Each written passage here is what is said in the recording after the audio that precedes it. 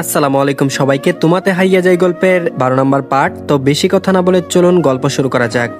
দেখুন, আমি একদম দমবন্ধ হয়ে মরেই যাব নিশ্চিত। চৈতির কথা শুনে হাসতে হাসতে চৈতির কাছ থেকে দূরে সরে এলো প্রহন। তারপর বলল, শোনো, আমি তোমাকে পিচ্চি বউ বলেই ডাকবো। যখন যা বলে ডাকতে মন চাইবে তখন তা বলেই ডাকবো। এতে তোমার ভালো লাগলো কিংবা খারাপ লাগলো তাতে আমার কিছু যায় আসে না, বুঝেছো? না বুঝলে নিজে থেকেই বুঝে নাও। অসহায় দৃষ্টিতে প্রহনের দিকে তাকিয়ে আছে চৈতি। বিড়বিড় করে বলল, কি এক মহাজালা, উনি কি বুঝেন না আমার লজ্জা লাগে? চৈতির বিড়বিড় করে বলা কথাটা কান এড়িয়ে যায় না প্রহনের। চায়ের কাপটা হাতে নিতে নিতে বলে উঠলো, আমি বুঝলাম না, লজ্জাবতী গাছের পাতা ছুলে ওরা লজ্জায় নুয়ে পড়ে, কিন্তু তোমাকে ছোঁয়া তো দূরের কথা, সামান্য বউ বলে ডাকতে এত লজ্জা? চায়ের কাপে চুমুক দিতেই বিরক্ত হলো প্রহন। চা ঠান্ডা হয়ে শরবত হয়ে গিয়েছে। চৈতি বলল, খান, চা শরবত খান, আমি আর গরম করে দিতে পারবো না। কথাটা বলে চৈতি রুম থেকে বেরিয়ে যেতে নিলে প্রহন চৈতির ওনার কোনা ধরে টান দেয়। চৈতি থেমে যায়। প্রহন চৈতির দিকে এগিয়ে এসে চৈতির দিকে তাকিয়ে বলল, কোনো লোন তো আমায় দাওনি, তারপরও তোমার প্রতি আমার তো ইন্টারেস্ট বেড়ে যাচ্ছে কেন? আর এদিকে প্রকৃতি তখন ধীরে ধীরে নিশিথিনীর গাঢ় আমায় আচ্ছাদিত হয়ে উঠছে। অন্তরিক্ষের অর্ধচন্দ্রটা একপাশে হেলে পড়েছে, শুকতারাটা মিটিমিটি জ্বলছে। নগরীর বড় বড় অট্টালিকায় কোথাও আধার দূর করতে জ্বলে উঠেছে আলো, আবার কোথাও অন্ধকারী রাজত্ব করছে। বিরতিহীন গাড়ির শাঁসার শব্দ জানান দিচ্ছে নগরীর ব্যস্ততা কমেনি, বরং বেড়ে চলেছে। চায়ের কাপে আয়েশ করে চুমুক দিচ্ছে কেউ, যদিও এটাকে শান্তির চা বলা যায় না, ঠান্ডা শরবত বললেই চলে। না চাইতেও বেশ আয়েশি ভঙ্গিতে চায়ের কাপে চুমুক দিচ্ছে। ঠোঁটের কোণে দুষ্টু হাসির আভাস। দৃষ্টি তার সামনের মেয়েটার দিকে আবদ্ধ। ডান হাত দিয়ে বাঁ হাতের আঙুল মুচড়াচ্ছে চৈতি। ফেলফেল করে তাকিয়ে আছে প্রহনের দিকে। বিড়বিড় করে বলল, চাটা গরম করে দিব না বলেছি বলে ঠান্ডা চা খাচ্ছেন, কি অদ্ভুত তো। বিড়বিড় করলো চৈতি। প্রহন শেষের চাগুলো এক ঢুকে গেলে চৈতির হাতে চায়ের কাপটা ধরিয়ে দিয়ে গম্ভীর কণ্ঠে বলল, চা ঠান্ডা খাওয়ালে না আমায়, এর সুদ আমি তুলবো দেখো। সুদ তুলবে মানেই হলো উল্টাপাল্টা কাজ। কথাটা মাথায় আসতেই চৈতি চট করে বলে উঠলো, আমি তো বলিনি চা গরম করে এনে দিব না, শুধু শুধু ভয় দেখাচ্ছেন কেন? চৈতির কথা শুনে ভ্রুযুগল কুচকে ফেললো প্রহন। এক পা চৈতির দিকে এগিয়ে বলল, বলনি তাই না? চৈতি এক পা পিছিয়ে বলল, বলেনি তো। প্রহনের অধৈর্যের শয়তানি হাসি। তারপর বলল, মিথ্যুক মেয়ে। চৈতিকে ধরতে যাবে এমন সময় বসার ঘর থেকে মিসেস ইয়াসমিনের ডাক ভেসে এলো। তারপর বলল, চৈতি একটু এদিকে আয় তো। ডাক শুনে চৈতিকে আর প্রহন পাই কোথায়? সে প্রহনকে পাশ কাটিয়ে ছুটে চলে যেতে নিলে পেছন থেকে প্রহনের কথা বলা স্পষ্ট শুনতে পাই। প্রহন বলল, চঞ্চলা হরিণী, শুনো, হরিণীর নাই তো লাফিয়ে লাফিয়ে পালিয়ে গেলে, শুধু তোমায় হাতের নাগালে পাই, মিথ্যা বলার মজা বুঝাবো। চৈতির হাতে চায়ের কাপটা দেখে মিসেস ইয়াসমিন ভ্রুকুচকে জিজ্ঞেস করলেন, সেই কখন চা দিয়েছিলাম, সেই কাপ এখন আনলি? চৈতি রান্নাঘরের দিকে যেতে যেতে বলল, তোমার ছেলে যদি ঢং করে ঘন্টা লাগিয়ে চা খাই তাহলে আমার কি দোষ বলো? মিসেস ইয়াসমিন বলল, সে কি, প্রহন ঠান্ডা চা কেন খেলো? ও তো ঠান্ডা চা মুখেও তুলে দেখে না। চৈতি মিটিমিটি হাসলো। প্রেম সাগরে ডুবে মরলে ঠান্ডা চা মুখে তুলে কেন, গিলেও খাওয়া যায়, তা কি আর মিসেস ইয়াসমিন জানে? চায়ের কাপটা ধুয়ে রেখে এসে মিসেস ইয়াসমিনের পাশে বসলো চৈতি। চৈতিকে নিজের পাশে এসে বসতে দেখে মিসেস ইয়াসমিন বলল, তোকে একটা দরকারে ডেকেছিলাম। চৈতি হাসি মুখে বলল, বলে ফেলো। মিসেস ইয়াসমিন কিছু একটা বলতে যাবেন, তখন প্রহন ব্যস্ত পায়ে সিঁড়ি বেয়ে নিচে নেমে আসে। কালো রঙের শার্টের বুকের উপরে বোতাম খোলা, শার্টের হাতা কোনোই পর্যন্ত গোটানো। কালো রঙের শার্ট পরিহিত মানবের দিকে নেত্র পড়তেই দাঁত মুখ খিচে ফেললো কিশোরী। ভ্রুযুগল আপনা আপনি কুচকে গেল। অনন জুড়ে রাগান্বিতার অভাব ফুটে উঠেছে। উন্মুক্ত বক্ষ থেকেই রাগ হচ্ছে চৈতির। প্রহন মুচকে এসে বলল, আম্মু আমি বাইরে যাচ্ছি, ফিরতে একটু রাত হলেও হতে পারে, বান্ধবীদের সাথে আড্ডা দিব একটু। প্রহনের কথা শুনে মিসেস ইয়াসমিন বিরক্ত হলেন। মুখ থেকে বিরক্ত সূচক শব্দ বের করে বললেন, তোর আবার বান্ধবী কোথায় থেকে আসছে? মেয়েদের থেকে তো দূরে দূরে থাকতে। প্রহন বলল, এখন আমার অনেক মেয়ে ফ্রেন্ড আছে, সোনিয়া, সিফা, সিমরান, অনেকজন। চৈতির দিকে তাকিয়ে বলল প্রহন। প্রহনের কথা শুনে দাঁত কিরমির করে চৈতি বলে উঠল, আপনার সব মেয়ে ফ্রেন্ডের নাম বুঝি শ দিয়ে রাখা? তা কে রেখেছে নামগুলো? আপনি নিজেই। চৈতির এহেন কথায় থতমত খেয়ে গেল প্রহন। মনে মনে বলল, যত ছোট মেয়ে মনে করেছি তত ছোট কিন্তু না। মিসেস ইয়াসমিন মুচকে মুচকে হাসছেন। প্রহন চোখ বড় বড় করে চৈতির দিকে তাকিয়ে আছে। চৈতি কঠোর দৃষ্টি নিক্ষেপ করে রেখেছে প্রহনের দিকে। চৈতি প্রহনের দিক থেকে চোখ সরিয়ে মিসেস ইয়াসমিনের দিকে তাকিয়ে বলল, ভালো মা, তোমার কথা আমি পরে শুনবো। মিসেস ইয়াসমিনকে কথাটা বলতে দেরি, দ্রুত পায়ে সিঁড়ি বেয়ে উপরে উঠতে দেরি হলো না চৈতির। মিসেস ইয়াসমিন মুচকি হেসে প্রহনের দিকে তাকিয়ে বললেন, পিচ্চি বউ খেপেছে, সামলাও গিয়ে। প্রহন এক পলক মায়ের মুখের দিকে তাকিয়ে সেও রুমে চলে গেল।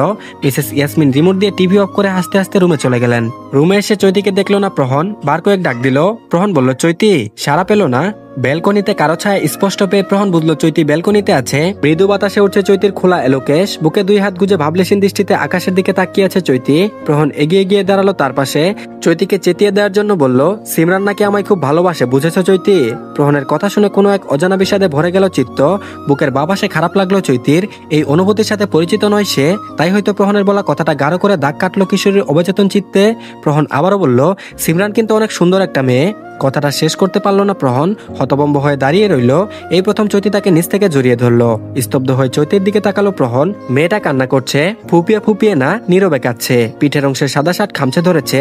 অভাবনীয় কার্য দেখে কেমন রিয়াকশন করা উচিত বুঝতে পারছে না প্রহন। চৈতির চোখের পানিতে বুকের কাছে শার্টের কিছু অংশ ভিজে গেছে। প্রহন চৈতির মাথায় হাত বুলিয়ে দিয়ে বলল, কি হয়েছে চৈতি, এভাবে কান্না করছো কেন?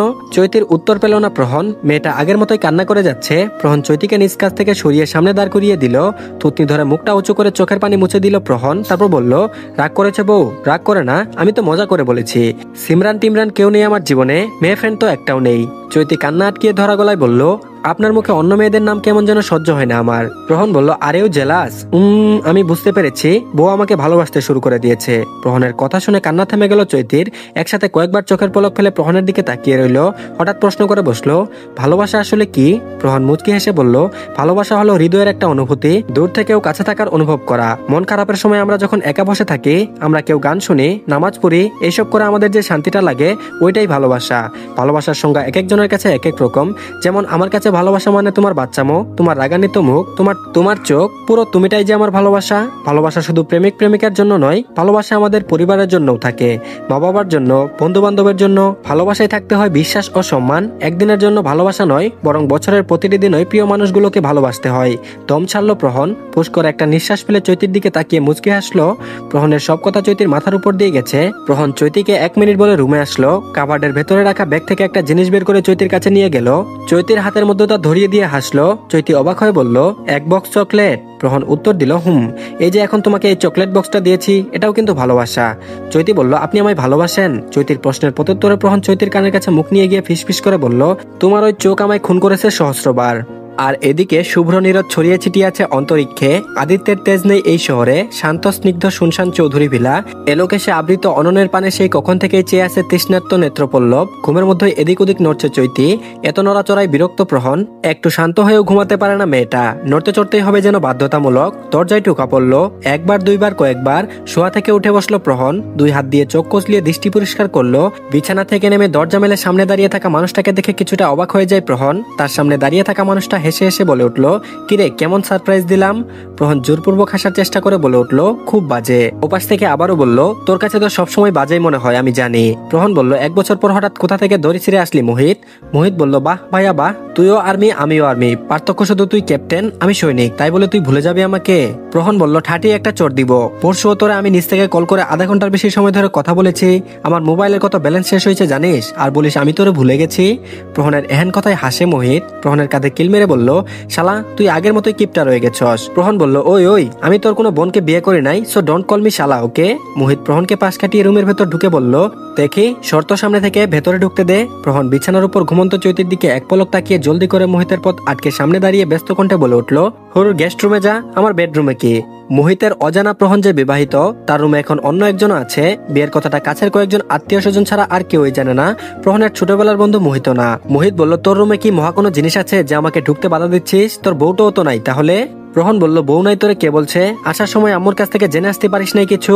মোহিত বলল, মানে কি জেনে আসবো? আন্টিকেও তো দেখলাম না আসার সময়। প্রহন বলল, দরজা খুলে দিছে কে তাহলে? মোহিত বলল, আঙ্কেল। ওনাকে জিজ্ঞেস করলাম তুই কোথায়, উনি বললেন তোর রুমে আছিস, আর কিছু বলে নাই তো। প্রহনের রুমের ভেতর উকিঝুঁকি দিতে লাগলো মোহিত। এত সময় পর তার দৃষ্টি গেল বিছানার উপর ঘুমিয়ে থাকা চৈতির উপর। কাঁথা মুড়িয়ে পা থেকে মাথা পর্যন্ত ঢেকে আছে। মোহিতের দৃষ্টি অনুসরণ করে প্রহনও তাকালো। মোহিত বিস্ময় নিয়ে বলল, কখন কিভাবে করলি এইসব? একটু জানানোর প্রয়োজন বোধ মনে করলি না? প্রহন মোহিতের কাঁধ জড়িয়ে ধরে ড্রয়িং রুমের দিকে যেতে যেতে বলল, আমি নিজেও জানতাম না যে ছুটিতে আসলে আব্বু আম্মু আমাকে বিয়ে করিয়ে দেবে। মোহিত প্রহনের কথা বুঝতে না পেরে বলল, খোলাসা করে সবকিছু বলতো, একদম প্রথম থেকে। প্রহন হাই তুলে কিছুক্ষণ চুপ করে বসে থাকার পর তার আর চৈতির বিয়ের সবকিছু প্রথম থেকে বলতে শুরু করলো। তার পাশে মনোযোগী শ্রোতা হয়ে সেই সব কথা চুপ করে শুনছে মোহিত। কাকের কর্কশ গলার কাকা শব্দ ঘুম ভেঙে যায় চৈতির। ঘড়ির কাঁটা টুংটুং করে উঠলো। শোয়া থেকে উঠে চোখ কষলে ঘড়ির কাঁটার দিকে তাকিয়ে দেখলো সকাল বরাবর 7টা বাজে। উঠে ওয়াশরুমে চলে গেল ফ্রেশ হতে। 9টা থেকে আবারও স্কুল আছে। রেদওয়ান চৌধুরী সোফায় বসে বসে মনোযোগ দিয়ে চা খাচ্ছিলেন। এত মনোযোগ সহকারে সকালে চা খাওয়ার একটাই কারণ, তা হলো ইদানিং তার চাটা ঠিক মতো হচ্ছে না, টেস্ট খুব পানসা পানসা লাগে। মিসেস ইয়াসমিনকে জিজ্ঞেস করলে তিনি রেগে গিয়ে বলেন, মন দিয়ে চা খাও না দেখেই পানসা পানসা লাগে। বইয়ের ভেতর ঢুকে থাকলে কি করে চায়ের স্বাদ পাবে? অথচ তিনি নিজেই চিনি একেবারে কম করে দেন। রিদওয়ান চৌধুরীর ডায়াবেটিস আছে, এত মিষ্টি খাওয়া উচিত নয় একদম। রিদওয়ান চৌধুরী কোনো কালেই নিজের খেয়াল নিজে রাখেননি। বিয়ের পর থেকে তার সব খেয়াল মিসেস ইয়াসমিন রেখে আসছেন। তার আগে রিদওয়ান চৌধুরীর মায়ের রাখতেন ছেলের খেয়াল। বেশ কয়েকবার চায়ে কাপে চুমুক দিয়ে চোখ কুচকে ফেললেন রিদওয়ান চৌধুরী, তারপর বললেন, ইয়াসমিন তুমি ইচ্ছে করে চায়ে চিনি দাও না তাই না? আমি তো মিষ্টি খাইতে চাই না সবসময়, ফ্রিজে মিষ্টি এনে রাখো, ওইসব কি আমি খাই? 2-4 বেলা চাই, একটু পরিমাণ মতো চিনি তো চেয়েছি। মিসেস ইয়াসমিন সেই সময় রান্নাঘরে সবজি নুডলস বানাতে ব্যস্ত। রিদওয়ান চৌধুরীর কথা শুনে উঁচু গলায় বললেন, সারা জীবন তোমার ভালোটা আমাকেই চিন্তা করতে হয়েছে, এখনো বুড়ো হচ্ছ যে তুমি, তাই চা যেমন আছে তেমনই খাওয়ার অভ্যাস করো। রিদওয়ান চৌধুরী হাল ছাড়লেন, চিৎকার চেঁচামেচি করেও কোনো লাভ হবে না। তিনি একবার চিল্লাইলে মিসেস ইয়াসমিন 100 বার চিল্লাবে। প্রহনকে এই বিষয়ে কি বলবে সেও ঠিক মায়ের পক্ষই নিবে। তাই অসহায় হয়ে চায়ের কাপে চুমুক দিতে লাগলেন রিদওয়ান চৌধুরী। এমন সময় তার মোবাইল বেজে উঠল। রিংটোনের শব্দটা অসহ্য লাগে রিদওয়ান চৌধুরীর কাছে। মোবাইলটা হাতে নিয়ে কল রিসিভ করতে ওপাশ থেকে সর্দার সাহেবের গলার স্বর কানে আসে। কুশল বিনিময় করে তিনি সবাইকে দাওয়াত দিলেন, সন্ধ্যায় যেন প্রহন আর চৈতিকে নিয়ে তাদের বাড়িতে যাই। রিদওয়ান চৌধুরী হাসি মুখে নিমন্ত্রণ গ্রহণ করলেন, তারপর বললেন, আচ্ছা ভাই যাব। এদিকে প্রহনের মুখ থেকে সম্পূর্ণ ঘটনা শুনে অবাক মোহিত বিছানার উপর চিত হয়ে শুয়ে পড়ল। শেষ পর্যন্ত বাল্যবিবাহ করলি, তাও কিনা আর্মির ক্যাপ্টেন হয়ে। মোহিতার কথায় কেন জানি আজ আক্ষেপ হলো না প্রহনের। সে মুচকি হেসে উত্তর দিল, ভাগ্যিস করেছিলাম, না হলে তো আমার ভেতরে লুকিয়ে থাকা আরেক আমিটাকে কখনো খুঁজেই পেতাম না। মোহিত শোয়া থেকে উঠে বসে চট করে বলে উঠল, তোর পিচ্চি বউকে দেখাবি না? আমি আমার পিচ্চি ভাবিকে দেখবো না নাকি? প্রহন বলল, দেখতে হচ্ছে কেন? না দেখলে কি হয়, ওটা আমার আমানত, তোকে দেখতে হবে না। প্রহনের এমন কথা শুনে হু হু করে হেসে উঠল মোহিত, তারপর বলল, বাপরে এত জ্বালাস, দেখিস আবার তোর বউকে নিয়ে আমি যেন পালিয়ে টালিয়ে না যাই। প্রহন বলল, কানের নিচে 2টা কষিয়ে চোর খেলে এমন কথা কেন? এমন চিন্তা আর তোর মাথায় আসবে না। মোহিত বলল, বাহ, বউয়ের প্রতি অনেক ভালোবাসা দেখছি। প্রহন বলল, তা হঠাৎ কি মনে করে আমাদের বাড়িতে আসলি, কোন উদ্দেশ্যে? মোহিত বলল, তোর বাড়িতে আসতে হলে উদ্দেশ্য লাগে, অনেকদিন দেখা হয়নি তাই চলে এলাম। ভাগ্যিস এসেছিলাম, না হলে তো জানতামই না কোনোদিন তোর বিয়ের কথা। মনে মনে প্রহন বলল, না জানলেই ভালো হতো। মোহিতকে রেস্ট করতে বলে নিজের রুমে ফিরে যায় সে। রুমে এসে বিছানার উপর চৈতিকে না দেখে কয়েকবার ডাক দেয়। প্রহন বলে, লাজুকলতা বউ আমার, তুমি কই? বেলকনি থেকে চৈতির কণ্ঠস্বর ভেসে আসে, তারপর বলে, আমি এখানে আছি। চৈতির কথা শুনে প্রহন চট করে বেলকনিতে চলে গেল। চৈতি একদৃষ্টিতে ফুলের উপর বসে থাকা প্রজাপতির দিকে তাকিয়ে আছে। প্রহন হুসহুস করে তাড়িয়ে দিতে চাইলে বাদ সাথে চৈতি, তারপর বলে, কি করছেন আপনি? ফুল থেকে মধু খাচ্ছে, দেখছেন না যেন? একদম বিরক্ত করবেন না ওদের। চৈতির নিষেধাজ্ঞা শুনে শয়তানি হাসে প্রহন। ঠোঁট কামড়ে চৈতির হাত ধরে টান দিয়ে নিজের কাছে নিয়ে আসলো। আচমকা এমন করায় কয়েকটা হার্টবিট মিস করলো চৈতির। এমন করে কাছে টেনে নিয়েছে মানেই হলো ভয়ঙ্কর সব কথা বলে হৃদয় স্পন্দন প্রক্রিয়া পাল্টে দিবে, দ্রুতগতিতে চলতে থাকবে। প্রহন চৈতির মুখের সামনে আসা চুলগুলো আলতো হাতে কানের পিছে গুজে দিল। চোখে চোখ রেখে বলল, আমারও তো ইচ্ছে করছে ভীষণ ফুলের মধু খেতে, তুমি নামক ফুলের। তো ধন্যবাদ সবাইকে, আজকে 2টা পার্টই দিলাম, আর আগামীকাল ইনশাল্লাহ পার্ট আসবে। তো সবাই অবশ্যই ভিডিওতে একটা লাইক দিতে ভুলবেন না, আর অবশ্যই জানাবেন কেমন লেগেছে। আর সর্বশেষ কথা হলো, সবাই চ্যানেলটিকে সাবস্ক্রাইব করে দিয়ে